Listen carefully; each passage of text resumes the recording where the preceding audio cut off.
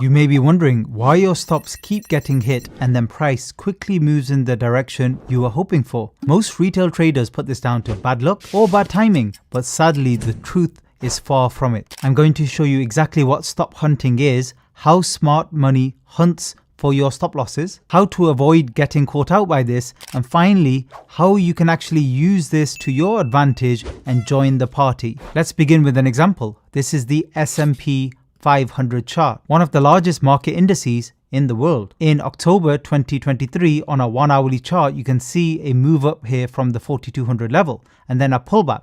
Now, many traders would opt to get in around here and take a long trade, which would have made sense. That would be the right thing to do.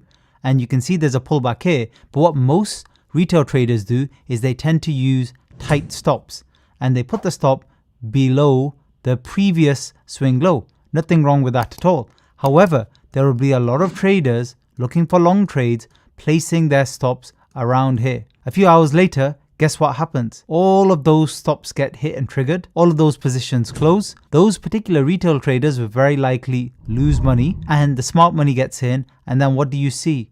A prolonged move of over 200 points to the upside. Stop hunting is basically a strategy that attempts to force some market participants out of their positions by driving the price of an asset to a level where lots of people, like these retail traders, lots of us, will set our stop losses. Typically what happens is the triggering of all of these stop losses all at once creates a lot of volatility and actually presents a unique opportunity for investors. You can see here with the large candles, there's a lot of volatility and a massive amount of movement in price.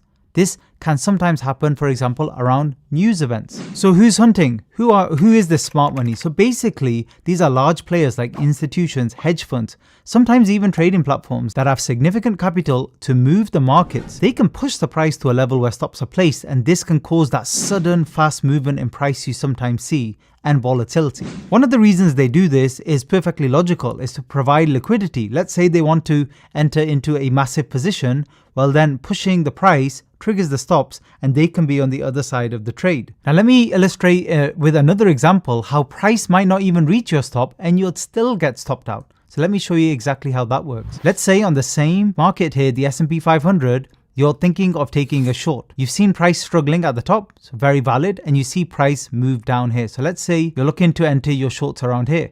Again, you'll put a stop loss above the previous swing high, and you can see this was a strong resistance level. It's been tested twice.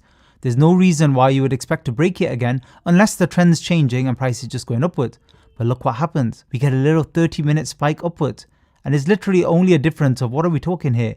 It's barely 10 or 20 points on the S&P 500. But it spikes through first and then we get a massive move downwards of, again, we're talking of a couple hundred points there. But price first moved up. You could also call this, is sometimes called a false breakout. But many retail traders who would have actually predicted right here how the move was going to happen, they would have been stopped out and their position closed, and they would have lost money on this trade. Anytime in any market, regardless of what the price is, there's always a spread. So there's a spread of a buy and sell price, and the real price is actually in the middle. So in each platform, it will offer you that particular price. Now the problem here is if the spread is quite wide on your trading platform, then sometimes you can actually get stopped out even though the price technically didn't reach your level. So for example, if your stop was at 4396 and the price only reached 4392, but the spread was 8 points or 10 points, then you would still be stopped out. So how do you avoid this? How do you avoid falling for this with your trading? By the way, I hope you're getting value out of this video and learning something new. If you did, I'd really appreciate it if you take 5 seconds out of your day and like the video. So what can we do about this? Let's say we were entering a trade here and it was a short position, which means we're predicting the price will move down. What can we do? Firstly, you want to make sure your stop is wide enough. General volatility in the market doesn't just spike you out of the trade. So if you look at these wicks up and down, you want to make sure stop is wide enough that you don't get caught out that way. Always add a little bit extra and widen your stops. Also, don't put your stops at psychological levels where other people will be watching very closely. For example, 4400. Don't put your stop exactly there.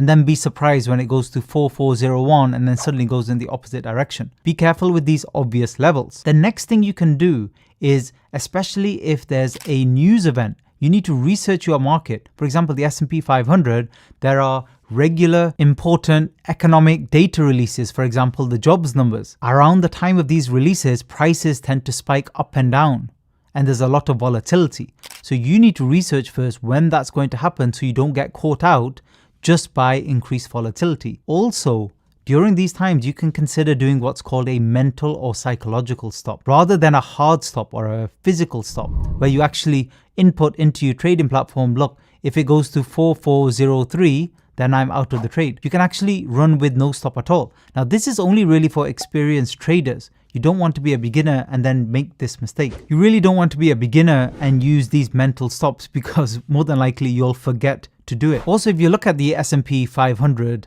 index here, it's actually a 24-hour market. So the other way people get caught out is during certain sessions on the other side of the world. For example, the Asian session, where you can get a lot of volatility in price, but it's easier for price to be moved a significant way, and you'll be asleep whilst this is all going on. So you have to actually be careful of holding positions and holding stops, especially tight stops, overnight. So how can you use this to your advantage? Well, again, if you're experienced, what you can start to do is look for areas of support resistance where you think a lot of people might have their stops positioned, and you patiently look for moves with immediate reversals. For example, if we increase the time frame here to a 4-hour chart, what you can see here is an area of resistance where price spiked only briefly above, and then you get this very long wick. So if you're patient, you can actually wait for these false breakouts and immediate reversals. And it doesn't have to only be support and resistance. Sometimes you can actually get this